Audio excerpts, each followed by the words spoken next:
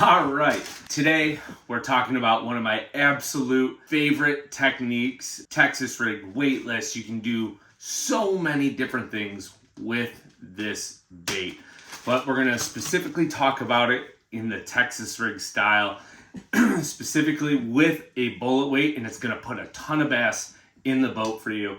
And yeah, you probably guessed it, we're talking stick baits, right? There's so many different ones on the market. Crush City with a pig stick. You have Max Scent, Berkeley Power Bait, Generals, Senkos, Dingers.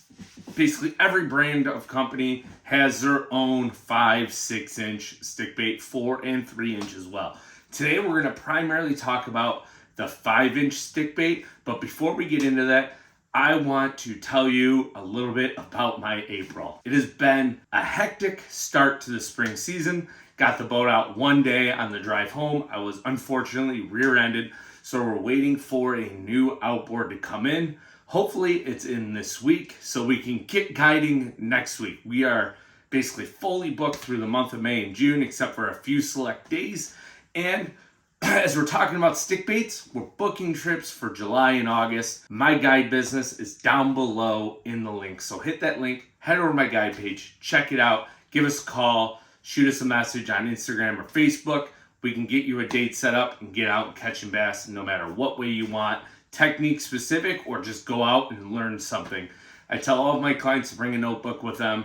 You're there to learn. We're going to have fun doing it. We're going to catch some bass. Back to what we're talking about, stick baits. Specifically flipping them, we're going to dive into my favorite hook. Not so much the stick baits because there's 10,000 of them. My rods and reels for which conditions I'm fishing them in.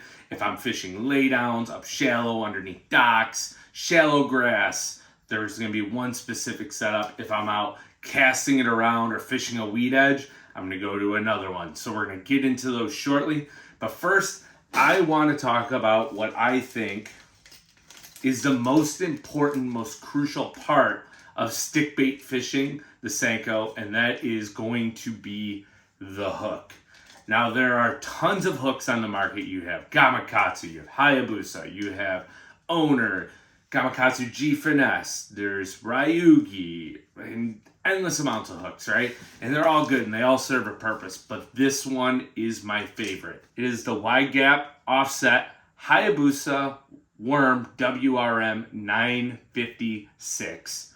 And there's a couple reasons for that. One, it's NRB coated, so it's basically that nano coat technology.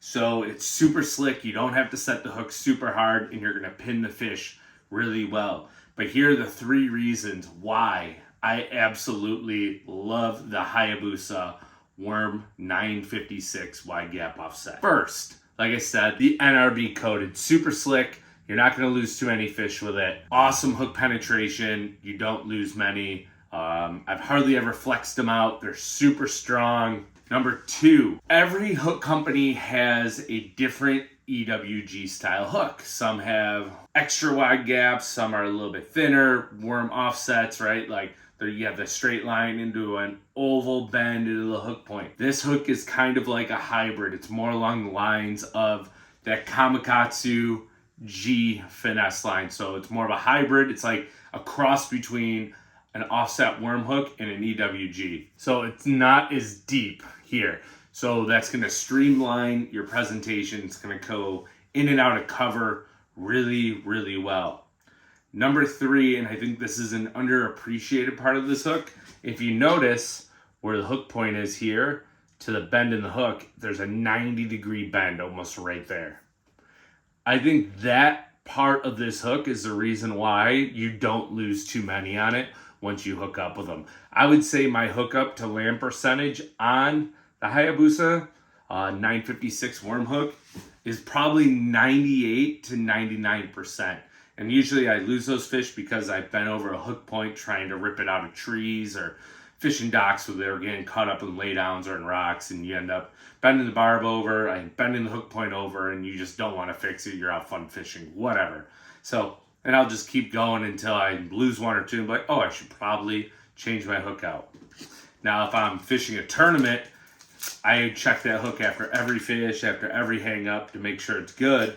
And usually, I mean, these hooks, I can fish one all day and have no problems. The next best part, and this is kind of a wild card, is the price point.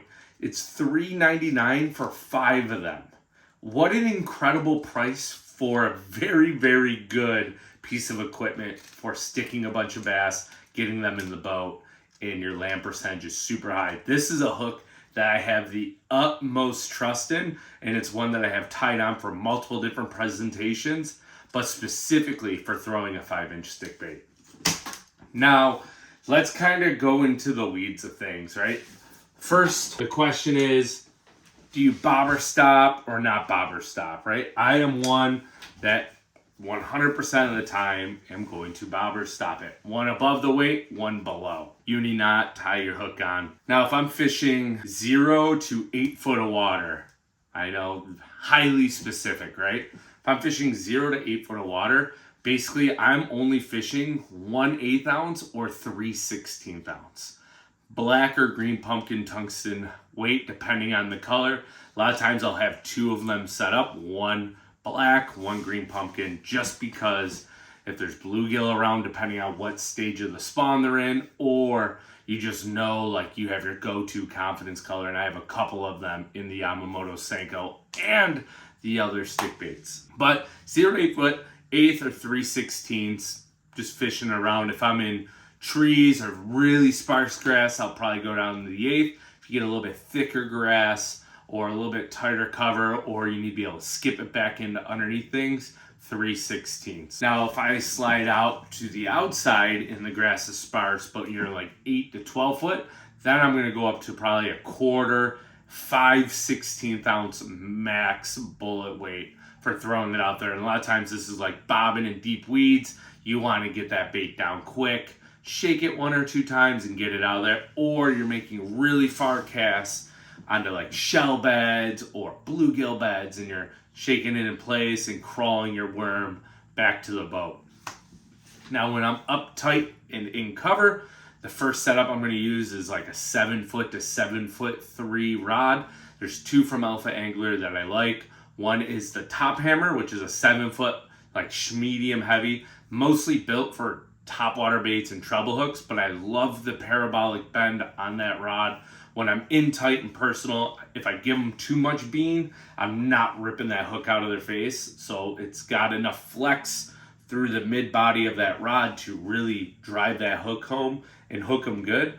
If I'm sliding out or I'm making a little bit longer cast, I'll upgrade to a 7'3" Zilla Vader. I like that one because it's still got that nice parabolic bend. It's my 3/8, the 1/2 ounce jig rod as well. Super, super sensitive rods.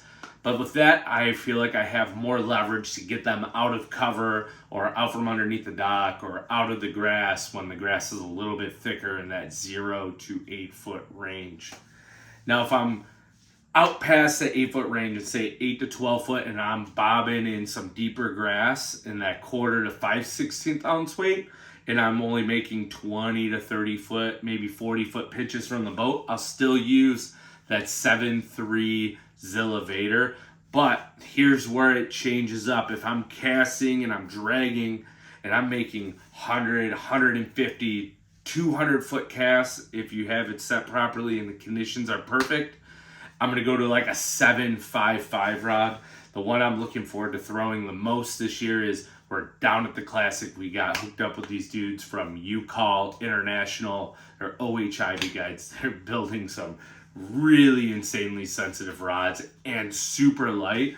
I kind of got to play around with it, throwing a little finesse football jig around, and thoroughly impressed with that rod. But I have a 7.55, so I like to go up to a 7.5 or a 7.6, or even like a 7'8" or 8 foot rod, depending on how big a fish that you're fishing for in our fisheries. Up here where I'm at, most of our fish are 2 to 4 pounds. We do have some of those 5 to 7 to 8 pound class fish, a little bit rarer, which you can land them on a 7.3. That 7.55 heavy from UCall is going to be perfect for that, or like a 7.6 like medium heavy flipping stick will be really good for that as well. And those rods are not going to bend out this hook. If somebody bends out this hook, I'll be wildly surprised, because I set the hook pretty hard, in my opinion. Now, when it comes to color choices, like there are thousands, I mean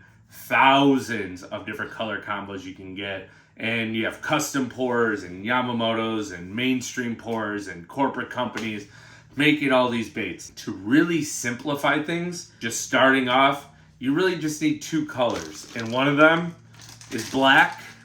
So you know your standard just 5-inch black Senko, or green pumpkin, right? Like you can never bet against black or green pumpkin. If you're a beginner and you're learning to do this technique, black and green pumpkin are great choices to start. They're gonna get you bites all over the country. Up here in New York though, I do get a little bit more color specific when the water is certain dinges. So gin clear, Maxent, baby bass, Yamamoto baby bass is really good for those sunny days in gin clear water. If I'm fishing dingier water or there's a bluegill spawn going on and the water is just like 2 to 3 foot visibility, this is the one color I think a lot of people sleep on. You can see I have an entire bag of them. I got like 8 more bags like this. It's probably my number one color Senko that I do flip around here in the great state of New York. This is green pumpkin amber laminate. So it's a green pumpkin top, an amber bottom, and I like this one in all light conditions because it also has flake in it. So if it's super sunny, that flake is going to help distribute more color through the water column. You're going to get more sunlight reflection on that bait, so it's going to draw some more fish into it to come bite them. Now the last thing I'm going to tell you about is the hook set. That is absolutely important. I don't think this is a technique that you need to reel down to them super hard and give them absolutely you have. Doesn't need to happen. The Hayabusa Worm 956 hook, you can just reel and sweep set it.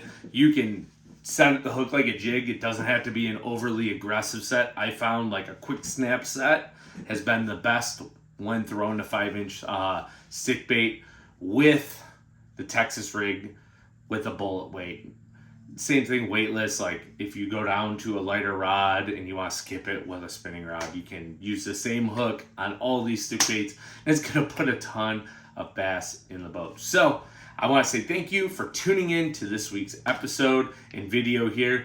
I just love talking techniques and baits, and I hope you enjoyed it. Hit that subscribe button if you made it all the way to the end. We have a lot of videos coming, technique specific ones, fishing videos. Already fished our first tournament of the year with my friend Steve down in Florida. We're going to be posting that video here soon. We're 1 for 1 on the year, so we might as well retire while we are at it. But tons of guiding coming up, tons of big smallmouth, hopefully a couple largemouth before that, so I can get my boat out, get the new motor broken in, which I'll be talking about shortly in one of our next videos. So thank you again. Stay tuned. Hope you enjoy and get out there and catch some fish.